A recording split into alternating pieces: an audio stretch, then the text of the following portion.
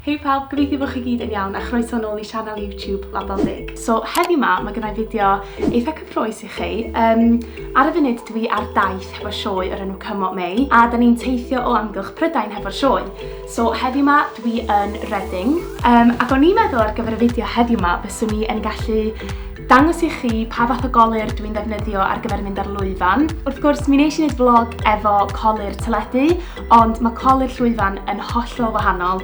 Ac o'n I jyst meddwl fo'n neis dod â chi hefo fi heddiw ma ar gyfer y sioe heno ma. Mae hi yn ddydd Sul, yr 24 o Hydref, a mae'n 3 o gloch, so mae gennym ni ddigon o amser I gael yn hynny yn barod. Ac ie, jyst cymryd chi cam wrth gam trwy'r edrychiad colur. So, hwn di'r bag colur sydd yn dod hefo fi. Hefyd, jyst cyn cychwyn, mae colur llwyfan mor wahanol i'r colur fyswn ni'n gwisgo o ddydd I ddydd. Mae o'n drymach, mae o'n fwy dramatig, mae o'n dwllach. So, falle ar y camera fydd o ddim yn edrych yn gret, ond dwi yn gaddo ar llwyfan, mae o'n edrych yn well. So, cam rhif 1 ydi prepio'r croen, prepio'r gwefusau. Dwi wedi pigo hwn fewn i'n ddiweddar, lan y lips ydi o.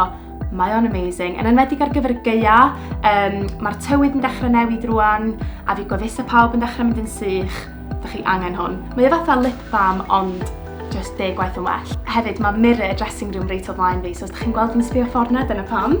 So, y cam cynta ar gyfer prepio'r croen ydi moisturiser. Wedyn, y cam nesaf, dwi'n excited I ddangos hwn I chi. Dyma ydi ffrind gorau newydd fi.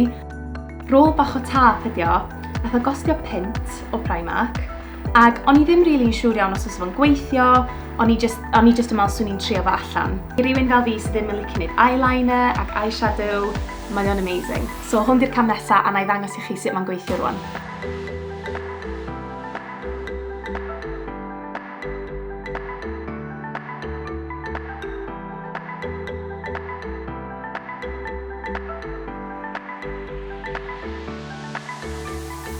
So, fel chi'n gweld, mae'r ddau tap ymlaen.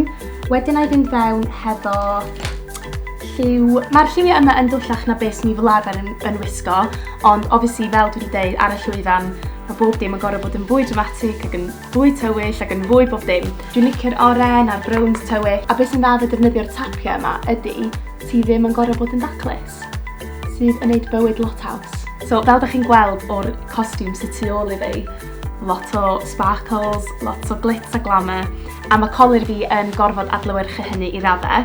So ar gyfer yr lid, dwi wedi pigo fyny hwn o TK Maxx, so ink ydi enw'r cwmni, ac pam dwi'n deud dyma ydi'r eyeshadow fwyaf pigmented dwi wedi trio.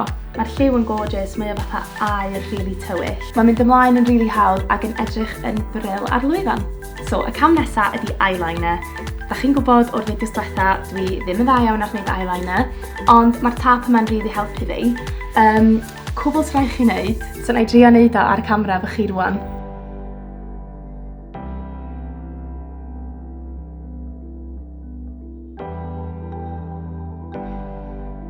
So rwan na I wneud yr ochr arall. Dwi wedi zoomio fewn fymryn I chi cael gweld hwn yn dod off.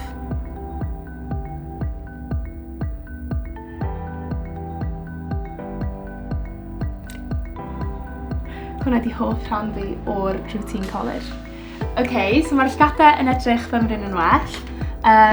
So bod fi'n gwisgo false eyelashes, dwi yn meddwl bod roed mascara dy hun o dan nhw yn helpu. So rwan da ni'n symud ymlaen at yr croen, at y foundation, a dwi'n defnyddio 3 foundation gwahanol. So be dwi'n dieddol yn gwneud ydy mynd fewn efo'r un cynta yma, a just rhoi 2 bob ochr i'r gwyneb, a wedyn I fynd fewn efo'r un riml, ac kind of cymysgu hwnna tra mae o ar y gwyneb. Wedyn I gymysgu'r 2 yma hefo brush Real Techniques. A wedyn, fel cam ola, na I fynd fewn efo'r Becca Ultimate Coverage Foundation. A pam dwi'n deud mae hwn yn drwchus, waw, mae o fatha paent.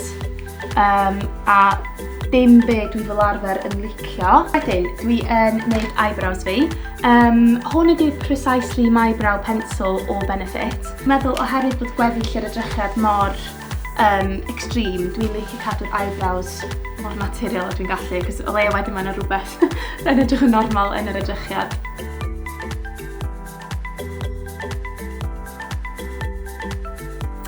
Nes I bigo hwn fyny oherwydd bod yna shimmer yn efo, ac mae'r shimmer yn really helpu adio texture gwahanol fewn i'r edrychiad. Mae bob dim arall reit mat ac reit drwchu. Mae'r highlight a'r shimmer yn yr blush yma yn, jyst wneud i'r edrychiad edrych yn fwy dewy ac yn fwy yn neisiach, really.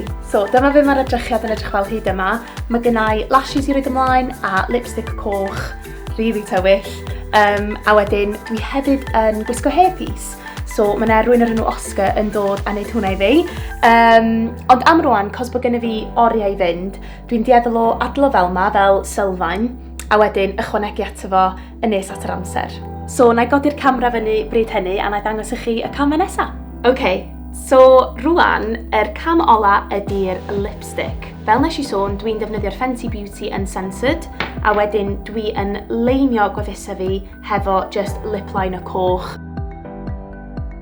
A literally, dyna fo. Mae'r edrychiad yn gyflawn. So mae rwan yn 4:45. Dwi dal efo oriau i fynd, ond o leia rwan dwi'n gwybod bod yr beis wedi wneud. Na i ddangos o'n well i chi yn y gole. So rwan fedra I fynd I gynesu fyny, presetio ffrogiau fi yn y wings, a wedyn dwi efo'r gwallt I wneud, ond wneith hwnna ddim cymryd yn hir iawn. Anyway, na I switcho'r camera nôl ymlaen pan mae Oscar yma, a mae o'n mynd I wneud gwallt fi, so gwch chi weld beth sy'n digwydd efo hwnna. So na I weld chi mewn 2 funud.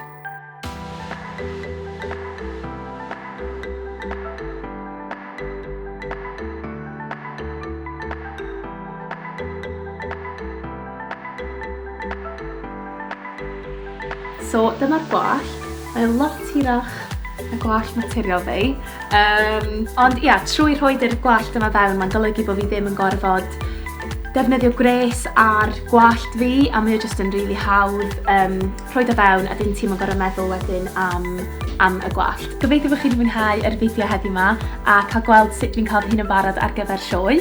Fideo nesaf fi ar gyfer Label Deg ydy fideo Q&A, so os gynnych chi unrhyw gwestiynau amdan yr sioe yma, neu'r diwydiant, neu canu, colur, unrhyw beth, jyst cerwch i'r Instagram ag mae yna le lle fedrwch chi gadael y cwestiynau. Dwi'n really excited I ffilmio yr fideo yna, so na I weld chi yn y fideo nesaf. Ta pawb!